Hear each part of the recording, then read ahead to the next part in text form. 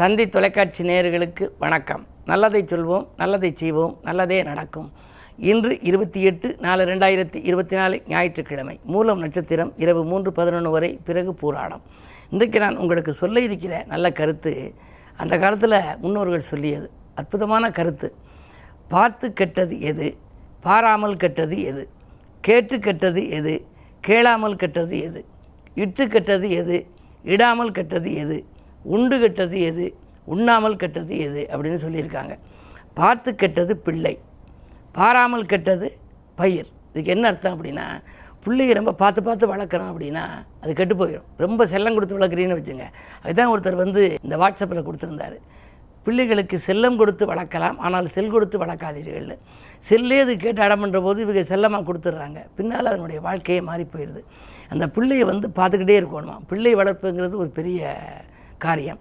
பிள்ளையை பார்த்து வளர்க்கணுங்கிறதுனால இது ரொம்ப செல்லம் கொடுத்தோம்னாலும் கெட்டு போயிடும். பார்த்து கெட்டது பிள்ளை. அது கீழே விழுந்துருச்சுன்னா விழுந்த உடனே அது அழுகும்.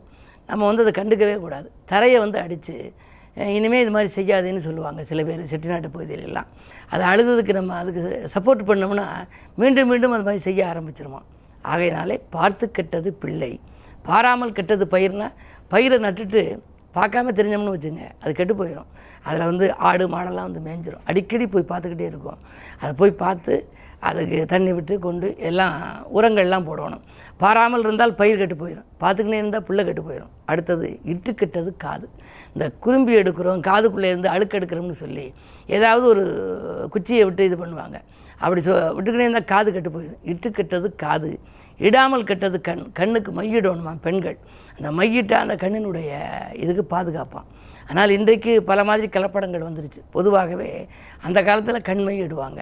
அதுக்கு அடுத்தது கேட்டு கெட்டது குடும்பம், கேளாமல் கெட்டது கடன். கடன் கொடுத்துட்டு கேட்காம இருந்தோம்னு வச்சுங்க, அது திரும்ப அவங்க தரமாட்டாங்க. அதனால் உறவும் கெட்டு போயிடும். அதே மாதிரி உண்டு கெட்டது வயிறு. கண்டையெல்லாம் சாப்பிட்டோம் அப்படின்னா வயிறு கெட்டு போயிடும். உண்ணாமல் கெட்டது உறவு. ஒரு உறவினர் வீட்டுக்கு ஒரு கல்யாணம் போகாமல் இருந்தீங்கன்னா உறவே போயிடும். அதோட அவங்க அவர் நம்ம வீட்டில் கலந்துக்கலை, அதனால் அவங்க வீட்டு கல்யாணத்துக்கு நம்ம ஏன் போகிறோம்னு வரமாட்டாங்க.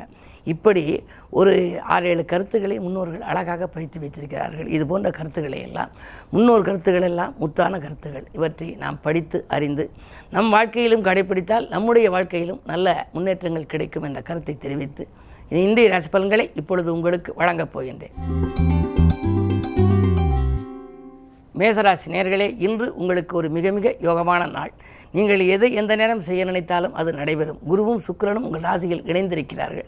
அசுரகுருவும் தேவகுருவும் இணைந்து சூரியன் உச்சம் பெற்றிருக்கின்ற இந்த நாள் மிக அற்புதமான நாள். அரசு வழியிலும் உங்களுக்கு ஒரு நன்மைகள் கிடைக்கலாம். அதே நேரத்தில் நீங்கள் யாரிடம் எந்த உதவி கேட்டாலும் இன்று கிடைக்கும். இந்த நாள் உங்களுக்கு ஒரு இனிய நாள்.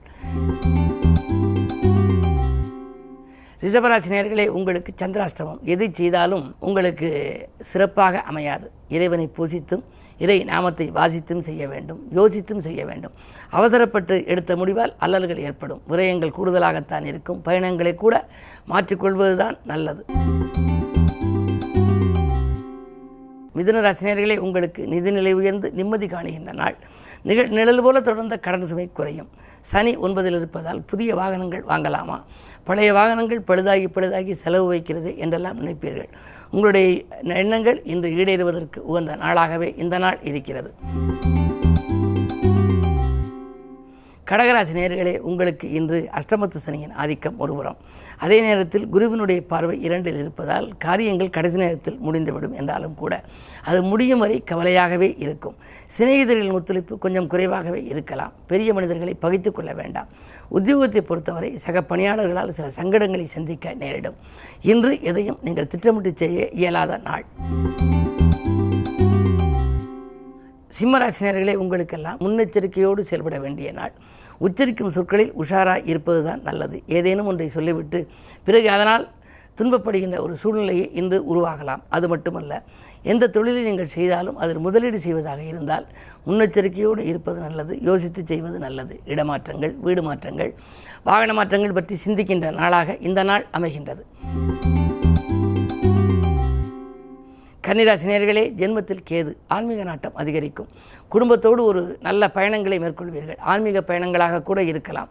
அருகில் இருக்கும் புகழ்பெற்ற ஆலயங்களுக்கு சென்று வழிபடும் சூழல் உண்டு. 7ல் ராகு இருப்பதால் வாழ்க்கை துணையோடு பிரச்சனை வந்து கொண்டுதான் இருக்கும். கொஞ்சம் விட்டு கொடுத்து செல்ல வேண்டிய நேரம். துலாம் ராசி நேயர்களே, உங்களுக்கெல்லாம் செல்போன் வழி செய்தி சிந்திக்க வைக்கின்ற நாள். செய்தொழிலே நல்ல முன்னேற்றம் உண்டு. எதை நீங்கள் எந்த நேரத்தில் செய்ய நினைத்தாலும் அது என்று செய்ய இயலும். குருவினுடைய பரிபூர்ண பார்வை உங்கள் ராசியில் பதிகிறது. ராசிநாதன் சுக்கிரனும் உங்கள் ராசியை பார்க்கின்றார். ஆடை ஆபரண சேர்க்கை உண்டு. வீட்டுக்கு தேவையான விலை உயர்ந்த பொருட்களை வாங்கும் வாய்ப்பும் கிடைக்கும். இந்த நாள் உங்களுக்கு மனதிற்கு இனிய சம்பவங்கள் நடைபெறும் நாளாகவே அமைகின்றது. விருச்சிக ராசி நேயர்களே, உங்களுக்கு எதிர்கால நலன் கருதி நீங்கள் எடுத்த முயற்சிகளில் வெற்றி கிடைக்கும் நாள். இல்லம் கட்டி குடியேற வேண்டும் என்ற எண்ணம் மேலோங்கும். கேது பார்வை இருப்பதால் ஆன்மீக நாட்டம் அதிகரிக்கும். நல்ல புகழ்பெற்ற ஆலயங்களுக்கு சென்று வழிபட வேண்டும் என்று விரும்புவீர்கள். 6ஆம் இடத்திலே சுக்கிரன். மறைந்த சுக்கிரனார் நிறைந்த தனலாபம் உண்டு என்பார்கள். எனவே செய்தொழிலே சிறப்பான வருமானம் உண்டு. உத்தியோகத்தில் இருப்பவர்களுக்கு கூட உயர் பதவிகள் வருவதற்கான வாய்ப்புகள் உண்டு. இந்த நாள் உங்களுக்கு ஒரு யோகமான நாள். தனுசு ராசி நேயர்களே, உங்களுக்கு இன்று ராசியிலேயே சந்திரன். அஷ்டமாதிபதி சந்திரன் ராசியில் இருந்தால் மனக்கவலைகள் அதிகரிக்கும். எதிர்மறை சிந்தனைகள் அதிகரிக்கும். இதை செய்வோமா வேண்டாமா என்ற இரட்டித்த சிந்தனையிலேயே இருப்பீர்கள். இன்று முழுவதும் நீங்கள் நேர்மறை சிந்தனைகளை வளர்த்துக் கொள்வது நல்லது. அது மட்டுமல்ல, சுப செலவுகளும் உங்களுக்கு அதிகரிக்கலாம். தொழில் மாற்றம் செய்யலாமா, புதிய கூட்டாளிகளை சேர்க்கலாமா என்றெல்லாம் கவலைப்படுவீர்கள். உங்கள் கவலைக்கெல்லாம் முற்றுப்புள்ளி வைக்கும் விதம் இன்று நீங்கள் ஆஞ்சநேயரை வழிபடுவது நல்லது. மகர ராசி நேயர்களே, உங்களுக்கெல்லாம் 2ஆம் இடத்திலே சனி. வாக்கு தனம் குடும்பம் என்கிற இடத்திலே ராசிநாதன் சனி இருக்கின்ற பொழுது கொடுத்த வாக்கை காப்பாற்ற இயலும்.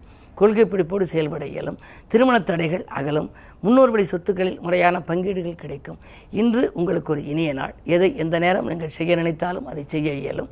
வருமானமும் உங்களுக்கு திருப்திகரமாகவே இருக்கும். இந்த நாள் நல்ல நாள். கும்பராசி நேயர்களே, உங்களுக்கெல்லாம் மங்கள நிகழ்ச்சிகள் மனையில் நடைபெற வழிபிறக்கும் நாள். இந்த மாற்று கருத்துடையோர் மனம் மாறுவார்கள். கூட்டு முயற்சியிலிருந்து விலகி இனி தனித்து செய்யலாமா என்று நீங்கள் நினைப்பீர்கள். அது மட்டுமல்ல, ஆலய வழிபாட்டிலும் ஆர்வம் காட்டுவீர்கள். இன்று பயணங்கள் உங்களுக்கு பலன் தருவதாக இருக்கும். பயணங்களால் உங்களுக்கு ஆதாயம் தரும் தகவலும் உண்டு. மீனராசி நேயர்களே, உங்களுக்கு இன்று பொருளாதார நிலை உயரும். புதிய திருப்பங்கள் ஏற்படும். அதிரடியாக சில மாற்றங்களை செய்து தொழிலிலே வளர்ச்சி ஏற்பட வைத்துக் கொள்வீர்கள். நிலையான தொழிலுக்கு ஏற்பாடுகள் செய்திருப்பீர்கள். அவை இதுவரை நடைபெறாமல் இருந்திருக்கலாம். ஆனால் இன்று 7 சனி நடந்தாலும் கூட இன்றைய கிரகநிலையின்படி மூல நட்சத்திரம் இன்றைக்கு நடைபெறுகிறது. எனவே இன்று உங்களுடைய எண்ணங்கள் எல்லாம் ஈடேறும். தொட்ட காரியங்களில் வெற்றி கிடைக்கும். துணையாக இருக்கும் நண்பர்களும் தோள் கொடுத்து உதவுவார்கள். 2-3 தினங்களுக்கு முன்பு நடைபெறாமல் இருந்த ஒரு சில காரியங்கள் கூட இன்று துரிதமாக நடைபெறும். இருந்தாலும் ஜென்மத்தில் ராகுவும் 7இல் கேதுவும் இருப்பதால் ஆரோக்கிய தொல்லைகள் வரத்தான் செய்யும். மருத்துவ செலவுகள் சிறிது உண்டு. மேலும் விவரங்கள் அறிய தினத்தந்தி படியுங்கள்.